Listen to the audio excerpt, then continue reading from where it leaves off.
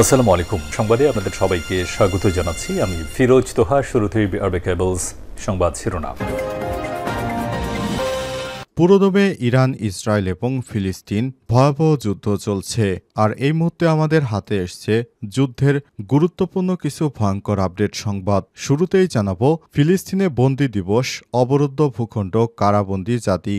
গাজায় আধুনিক বিশ্বের একমাত্র অবরুদ্ধ ভূখণ্ড, যেখানে পৃথিবীর একমাত্র ভূখণ্ড দখলদার ইসরায়েলের রাষ্ট্র খেকোস হকের নিশানায় থাকা অসহায় ফিলিস্তিনি জাতি মানচিত্রের একটি অংশ।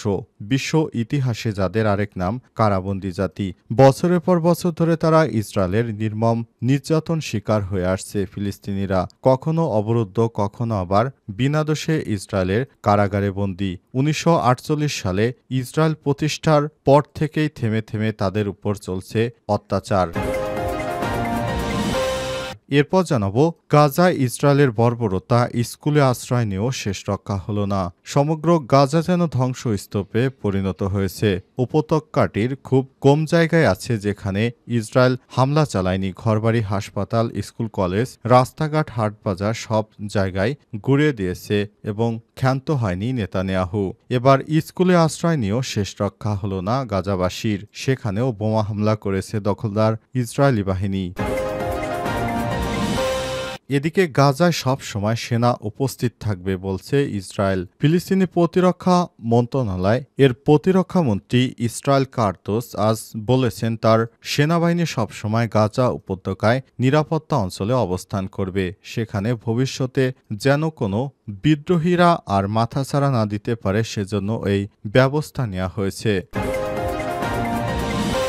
এবারে জানাবো, এবার ইরান সফরে গেলেন সৌদির প্রতিরক্ষা মন্ত্রী। ইরানের সামরিক কর্মকর্তাদের সঙ্গে আলোচনা করতে তেহরানে পৌঁছেছেন সৌদির প্রতিরক্ষা মন্ত্রী খালিদ বিন সালমান। আজ তিনি তেহরানে পৌঁছেছেন। এবং সর্বশেষ জানাবো, ভারতের সংখ্যালঘু মুসলিমদের পূর্ণ নিরাপত্তা নিশ্চিতের আহ্বান ঢাকার। ভারতের পশ্চিমবঙ্গে মুর্শিদাবাদে সম্প্রতি সহিংসতার ঘটনায় বাংলাদেশকে জড়ানো ভারতের চেষ্টার তীব্র প্রতিবাদ জানিয়েছে অন্তর্বর্তীকালীন সরকার। একই সঙ্গে প্রতিবেশী দেশটিকে সংখ্যালঘু মুসলিমদের পূর্ণ নিরাপত্তা নিশ্চিত করার আহ্বান জানানো হয়েছে। প্রিয় দর্শক, এতক্ষণ শুনছিলেন সংবাদ শিরোনাম, এবারে বিস্তারিত।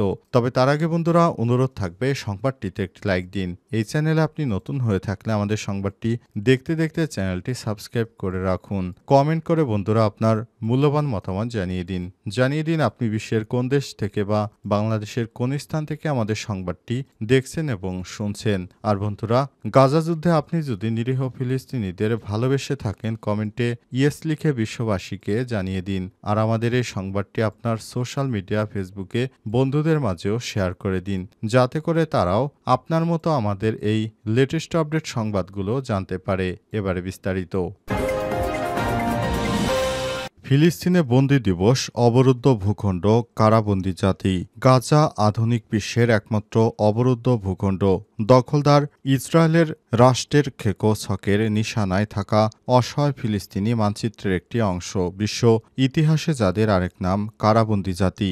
বছরের পর বছর ধরে ইসরায়েলের নির্মম নির্যাতনের শিকার হয়ে আসছে ফিলিস্তিনিরা। কখনো অবরুদ্ধ, কখনো বিনা দোষে ইসরায়েলের কারাগারে বন্দী। 1948 সালে ইসরায়েল প্রতিষ্ঠাতার পর থেকেই থেমে থেমে চলছে এই অন্যায় অত্যাচার। 2023 সালের 7 অক্টোবর ইসরায়েলে হামাস যুদ্ধ শুরুর পর পরিস্থিতি আরও ভয়ঙ্কর হতে শুরু করে। ইসরায়েলি থাবায় এবার মৃত্যুপুরীতে পরিণত হয়েছে ফিলিস্তিনের গাজা। ত্রাণ সরবরাহ প্রতিনিয়ত ইসরায়েলের বাধা। এর ফলে সেখানে সাধারণ মানুষ খেতে না পেয়ে মারা যাচ্ছে। এরই মধ্যে ধরপাকড় আরও বাড়িয়েছে দখলদার ইসরায়েলি বাহিনী। যেখানে সেখানে পড়ছে ফিলিস্তিনিদের জোরপূর্বক তুলে নিয়ে যাচ্ছে নিজেদের আস্তানায়। তাদেরকে সেখানে নিয়ে কঠিনভাবে শাস্তি দেওয়া হচ্ছে। বৃহস্পতিবার আল জাজিরার খবরে বলা হয়েছে 2023 সাল থেকে 2025 সালের এপ্রিল পর্যন্ত ফিলিস্তিনে বন্দীদের সংখ্যা দ্বিগুণ হয়ে 5250 জন থেকে বাড়িয়ে 10,000 হয়েছে। খবর আল জাজিরার। ফি বছর 17 এপ্রিল ফিলিস্তিনি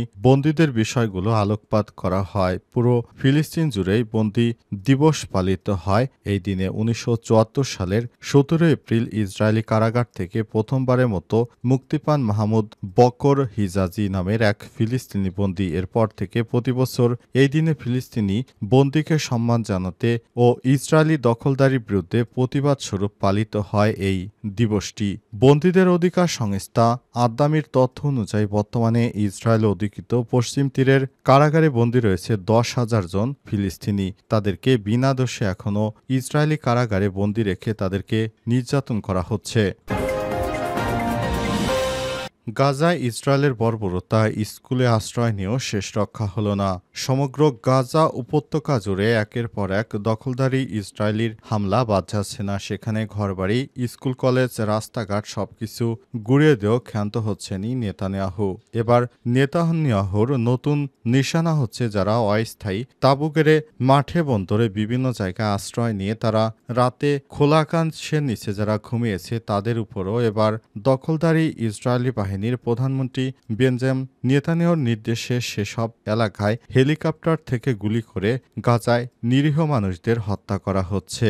এরই ধারাবাহিকতায় যারা স্কুল কিংবা হাসপাতালে আশ্রয় নিচ্ছে তাদের উপরও আকাশ থেকে গুলিবর্ষণ। এছাড়াও ইসরায়েলের দখলদারি বাহিনীর সেনারা সেখানে রাতের আধারে এসে তারা যেদিকে চোখ যায় সেদিকেই তাদের ইচ্ছামতো গুলি করে মানুষদেরকে হত্যা করছে। পৃথিবীর ইতিহাসে এমন নৃশংস ঘটনা এর আগে কখনোই ঘটেনি, যেখানে মাত্র 1 থেকে 1.5 বছরের ব্যবধানে সেখানে প্রায় 70 থেকে 80 হাজার মানুষকে সরাসরি হত্যা করা হয়েছে। এরপরও তাদের এই হত্যাযজ্ঞ থামছে না। তারা একের পর এক বিভিন্ন জায়গায় হত্যাযজ্ঞ চালিয়ে পুরো ফিলিস্তিনিকে নরকে পরিণত করেছে। কোনোভাবেই এই ইহুদিদের হত্যাযজ্ঞ থামছে না। ইহুদিরা কোনোভাবেই থামছে না। তাদের রক্ত পিপাসা কোনোভাবেই শেষ হচ্ছে না। পুরো বিশ্ব থেকে প্রতিদিনই আন্দোলন সংগ্রাম করা হচ্ছে দখলদার ইসরায়েলের বিরুদ্ধে, কিন্তু তারা তাদের এই মানুষ মারার খেলা বন্ধ করছে না। কোনোভাবেই দখলদার ইসরায়েলি বাহিনীকে থামানো যাচ্ছে না।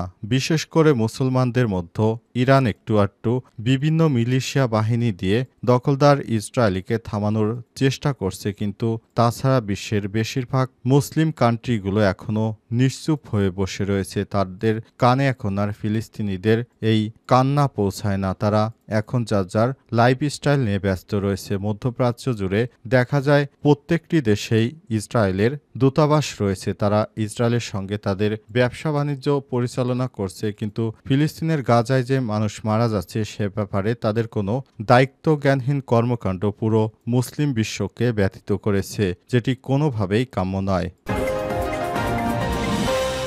গাজায় সবসময় সেনা উপস্থিতি থাকবে বলছে ইসরায়েল। ইসরায়েলি প্রতিরক্ষামন্ত্রী ইসরায়েল কার্তোস আজ বলেছেন, সেনাবাহিনী সবসময় গাজা উপত্যকায় নিরাপত্তা অঞ্চলের দায়িত্ব পালন করবে। কখনো যদি যুদ্ধ শেষও হয়ে যায় তারপর ইসরায়েলের সেনা সে দেশে উপস্থিত থাকবে, কারণ তারা সেখানে একটি বাফার জোন অর্থাৎ ইসরায়েলিদের জন্য একটি নিরাপত্তা বলয় তৈরি করেছে। এই অঞ্চল জুড়ে হামাসের উপস্থিতি নিরুৎসাহী করা এবং হামাসকে চিরতরে নির্মূল করার জন্য ভবিষ্যতেও যদি গাজার সঙ্গে তাদের যুদ্ধবিরতি হয় তাহলেও তারা তাদের সেনাদেরকে গাজা উপত্যকা থেকে সরাবে না, অর্থাৎ সেখানে নিয়ন্ত্রণ প্রতিষ্ঠা করে যাবে দখলদার ইসরায়েলি বাহিনী। এভাবেই তারা আজ ঘোষণা দিয়েছে। ইসরায়েলের প্রতিরক্ষামন্ত্রী কার্তোস আজ এক ঘোষণায় বিষয়টি জানিয়েছেন। এছাড়াও তিনি বলেছেন, আমরা ফিলিস্তিনের অবরুদ্ধ গাজা উপত্যকায় আমাদের কোনো কার্যকলাপকে বাধাগ্রস্ত করার জন্য হামাসের যোদ্ধারা দায়ী, তাই সেখানে একটি চাউলের দানাও ঢুকতে দেয়া হবে না, যাতে করে হামাসের যোদ্ধারা সেখান থেকে সহায়তা পেতে পারে। তাই সর্বাত্মকভাবে গাজায় যে যে ধরনের অত্যাচার করা যায় সবকিছুই করতে তারা তৎপর হয়ে পড়েছে। ইরান সফরে সৌদি প্রতিরক্ষামন্ত্রী। ইরানের সামরিক কর্মকর্তাদের সঙ্গে আলোচনার জন্য তেহরানে পৌঁছেছে সৌদির প্রতিরক্ষামন্ত্রী বিন সালমান। আজ তিনি তেহরানে পৌঁছেছেন। সৌদির রাষ্ট্রীয় বার্তা সংস্থা এসপিএ এক বার্তা সংস্থায় বিষয়টি নিশ্চিত করেছে।